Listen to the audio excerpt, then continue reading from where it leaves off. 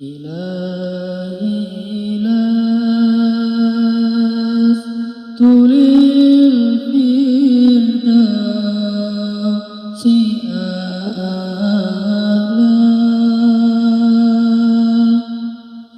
ولا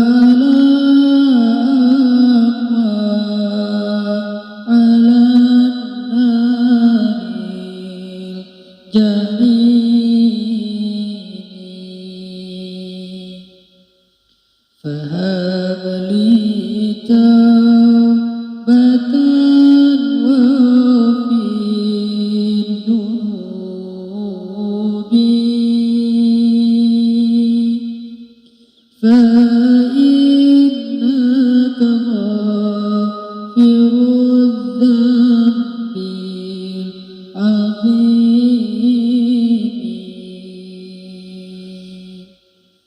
Teman-teman sekalian, bait-bait kasidah itu ditulis dan dirangkai oleh para ulama adalah tentang pengakuan dosa seorang hamba. Ketika seorang hamba berada di puncak penyesalan dan merasa tahu diri bahwa dia adalah seorang hamba yang kotor, sehingga dia mengatakan, Ilahi lastu lil firdausi ahla.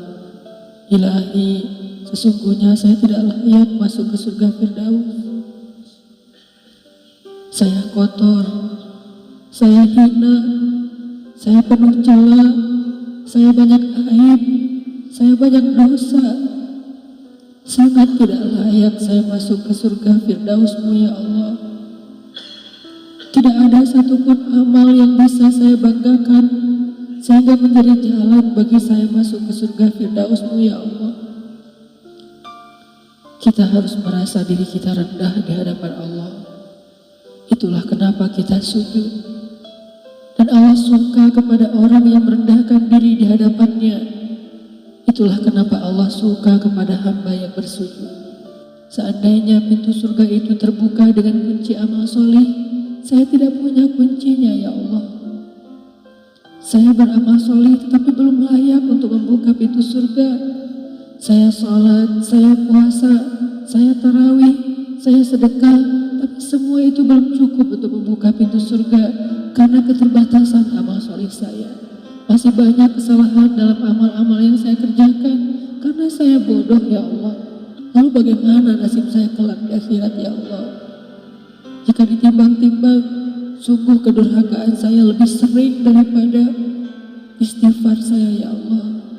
Saya tidak pantas menjadi penghuni surga-Mu ya Allah. Wala aqwa 'alan naril jahimi. Tetapi saya juga tidak akan kuat dengan azab neraka jahim-Mu ya Allah. Karena sesungguhnya tidak ada satupun dari makhluk-Mu yang sanggup merasakan azab neraka. Semuanya takut kepada neraka-Mu ya Allah. Jangankan 1 tahun, jangankan 1 bulan, jangankan 1 hari, sedetik pun tidak akan sanggup ya Allah. Karena saya mendengar sesungguhnya Rasulullah SAW bersabda, azab yang paling ringan bagi penduduk neraka adalah dipakaikan baginya sendal terompah dari api yang membakar kakinya sampai mendidihkan kepalanya. Itulah azab yang paling ringan di neraka untuk orang yang paling ringan berbuat dosa. Bagaimana dengan saya ya Allah? Dosa saya banyak, saya pernah durhaka kepada ibu bapak saya. Itu saja sudah cukup bagi saya mendapatkan azab yang lebih besar di neraka, dan saya tidak sanggup ya Allah. Saya pernah durhaka kepada ibu saya marahi ibu saya karena satu kesalahan. Padahal saya lebih sering berbuat salah dibandingkan ibu saya. Tapi ibu memaafkan saya. Ketika di waktu kecil saya memecahkan barang-barang ibu saya memungut barang-barang itu sambil tersenyum, membelai kepala saya, mengatakan nasihat-nasihat yang baik. Sama sekali ibu saya tidak marah kepada saya saat itu. Tapi ketika telah dewasa, tidak sengaja ibu saya yang sudah tua renta kadang memecahkan barang saya, merugikan sedikit saja dari harta saya marah seperti setan ya Allah. Saya bentak ibu saya ya Allah, bahkan kadang membuat ibu saya terluka, kaget, takut. Pantaskah seorang ibu merasa takut terhadap anak yang dia kandung 9 bulan, yang dia lahirkan dengan taruhan nyawa, yang dia susui dengan darah dagingnya, yang dia didik, dia jaga, yang dia berjaga di malam hari tidak tertidur demi untuk menjaga anaknya dari seekor gigitan nyamuk? Pantaskah ibu merasa takut terhadap anaknya sendiri? Cukup satu dosa besar saja durhaka kepada ibu membuat saya pantas masuk api neraka. Belum lagi dosa saya kepada ayah, ketika saya berdebat habis-habisan di hadapan ayah saya, hanya ketika ayah saya menasihati saya dengan satu nasihat sederhana, saya debat dia, seolah-olah wawasan saya lebih banyak, ilmu saya lebih banyak, pergaulan saya lebih luas, pendidikan saya lebih tinggi, padahal semua itu saya dapatkan hasil dari perjuangan dan pengorbanannya. Ketika keduanya sudah menjadi tua dan lemah, kadang keduanya rindu kepada saya, ya Allah. Mereka memberi kami pesan, ya Allah. Mereka bertanya, bagaimana kabarmu anakku? Tapi kami tidak peka. Hati kami tertutup dengan ego dan sombong. Kami tidak bisa membaca teks itu dari perasaan mereka. Kami hanya membaca teks mereka dan tidak segera membalasnya. Kami anggap teks dari orang tua kami tidak penting, masih bisa ditunda untuk dijawab nanti sore, padahal mereka sedang kangen, sedang rindu kepada kami, ya Allah. Mereka tidak mengatakan kami rindu kepadamu wahai anakku, karena mereka tahu kalimat itu akan mengganggu kami. Kalimat itu akan menjadikan hari kami tidak lagi mudah. Kalimat itu akan merusak konsentrasi kami dalam bekerja. Kalimat itu akan menghalangi banyak urusan kami, sehingga mereka menahan diri. Mereka hanya bertanya, apa kabar kami? Lalu kapan kami berbakti kepada mereka, ya Allah? Sampai seusia ini kami masih merepotkan mereka, ya Allah.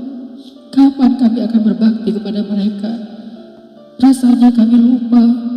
Entah kapan kami pernah memijat kaki mereka setelah mereka seharian bekerja. Entah kapan kami pernah memberikan minuman hangat untuk mereka. Kami durhaka kepada orang tua kami, ya Allah. Bahkan setelah mereka wafat, kami lupa mendoakan mereka di dalam sholat kami. Harusnya kami disiksa di api neraka, tetapi kami tidak kuat, ya Allah. Belum lagi durhaka, kedurhakaan kami yang lain, dosa-dosa besar kami yang lain. Kami pernah bermaksiat kepadamu diam-diam, ya Allah. Kami pernah berbuat dosa diam-diam, dan padahal kami tahu itu dosa besar. Tapi kami tidak peduli, kami tidak takut kepadamu. Seolah-olah ancamanmu itu hanyalah mitos, seolah-olah ancamanmu itu hanyalah fiktif, seolah-olah apa yang kau firmankan di dalam Al-Quran itu tidak benar-benar ada. Kami sombong, menantangmu dengan berbuat dosa. Banyak dosa yang kami tidak bisa menyebutkan satu persatu, ya Allah. Keluh lidah kami untuk menyebutkan dosa-dosa kami, ya Allah. Malu untuk menyebutkan dosa-dosa kami, ya Allah. Tidak ada yang bisa kami harapkan darimu selain Engkau terima taubat kami, ya Allah. Fahabli taubatan, beri kami taubat yang nasuha, ya Allah. Terima taubat kami, ya Allah. Kami belum berani meminta surgamu, kami juga tidak akan kuat dengan nerakamu. Kami meminta terimalah taubat kami, penyesalan kami, janji kami untuk kembali kepadamu, memperbaiki diri. Teman-teman sekalian, mari kita baca bait itu dengan penyesalan. Kita baca bait itu seolah-olah kita sedang curhat kepada Allah Subhanahu wa Ta'ala. Ilahi las fidausi ahla wala aqwa ala nari jahimi fahabli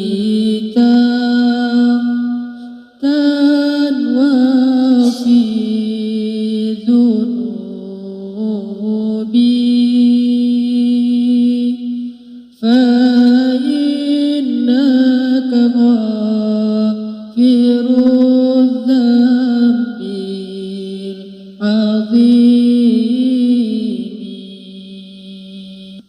فهب لي